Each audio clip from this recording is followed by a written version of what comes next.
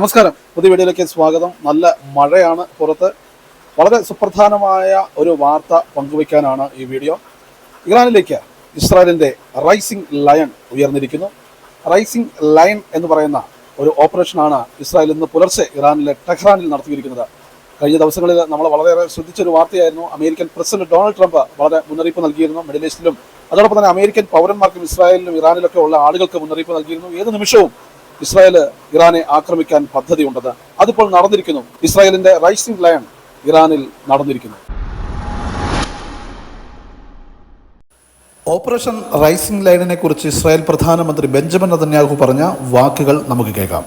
Moments ago, Israel launched Operation Rising Lion, a targeted military operation to roll back the Iranian threat to Israel's very survival. This operation will continue for as many days as it takes to remove this threat. For decades, the tyrants of Tehran have brazenly, openly called for Israel's destruction. They've backed up their genocidal rhetoric with a program to develop nuclear weapons. In recent years, Iran has produced enough highly enriched uranium for 9 atom bombs. 9. In recent months, Iran has taken steps that it has never taken before. Steps to weaponize this enriched uranium. And if not stopped, Iran could produce a nuclear weapon in a very short time. It could be a year, it could be within a few months, less than a year. This is a clear and present danger to Israel's very survival. 80 years ago, the Jewish people were the victims of a Holocaust perpetrated by the Nazi regime. Today, the Jewish state refuses to be a victim of a nuclear holocaust perpetrated by the Iranian regime. Now, as Prime Minister, I've made it clear time and again, Israel will never allow those who call for our annihilation to develop the means to achieve that goal. Tonight, Israel backs those words with action. We struck at the heart of Iran's nuclear enrichment program. We struck at the heart of Iran's nuclear weaponization program. We targeted Iran's main enrichment facility in Natanz. We targeted Iran's leading nuclear scientists working on the Iranian bomb. We also struck at the heart of Iran's ballistic missile program. Last year, Iran fired 300 ballistic missiles at Israel. Each of these missiles carries a ton of explosives and threatens the lives of hundreds of people. Soon, those missiles could carry a nuclear payload, threatening the lives not of hundreds, but of millions. Iran is gearing up to produce 10,000s of those ballistic missiles within 3 years. Now just imagine 10,000 tons of TNT landing on a country the size of New Jersey. This is an intolerable threat. It too must be stopped. Iran is now working on what it calls the new plan to destroy Israel.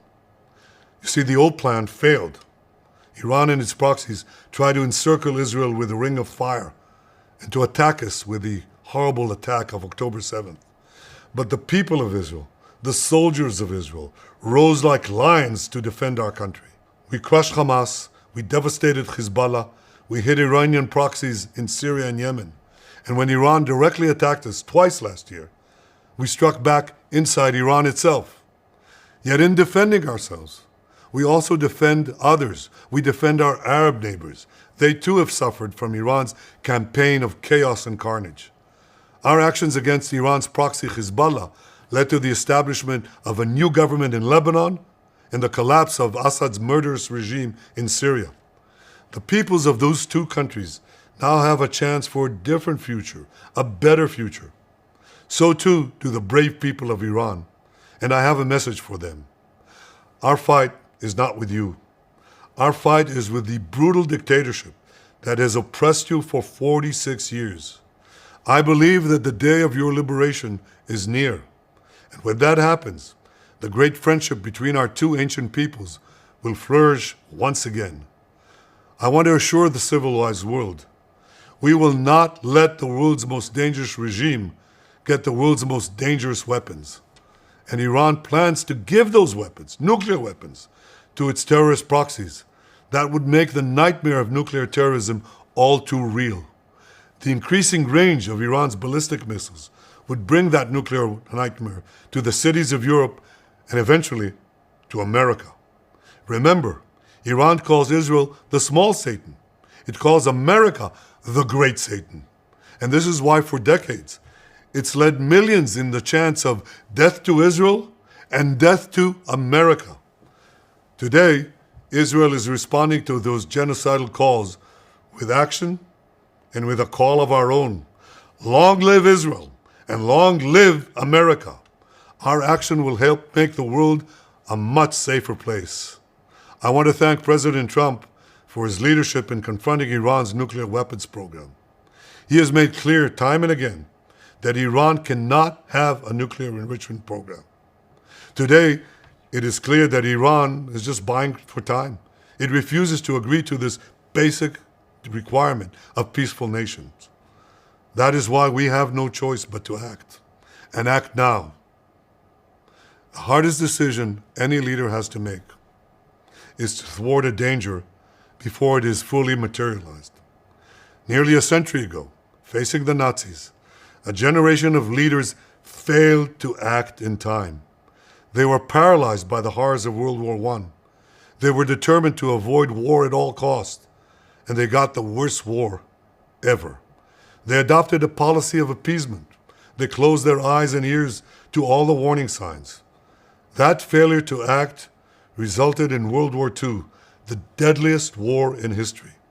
It claimed the lives of 60 million, including 6 million Jews, a third of my people. After that war, the Jewish people and the Jewish state vowed, never again. Well, never again is now. Today, Israel has shown that we have learned the lessons of history. When enemies vow to destroy you, believe them. When enemies build weapons of mass death, stop them. As the Bible teaches us, when someone comes to kill you, rise and act first. This is exactly what Israel has done today. We have risen like lions to defend ourselves. Over 3,000 years ago, Moses gave the people of Israel a message that has steeled their resolve ever since. Be strong and courageous, he said. Today, our strong and courageous soldiers and people stand together to defend ourselves against those who seek our destruction. And by defending ourselves, we defend many others and we roll back a murderous tyranny. Generations from now, history will record that our generation stood its ground, acted in time, and secured our common future. May God bless Israel. May God bless the forces of civilization everywhere. Thank you.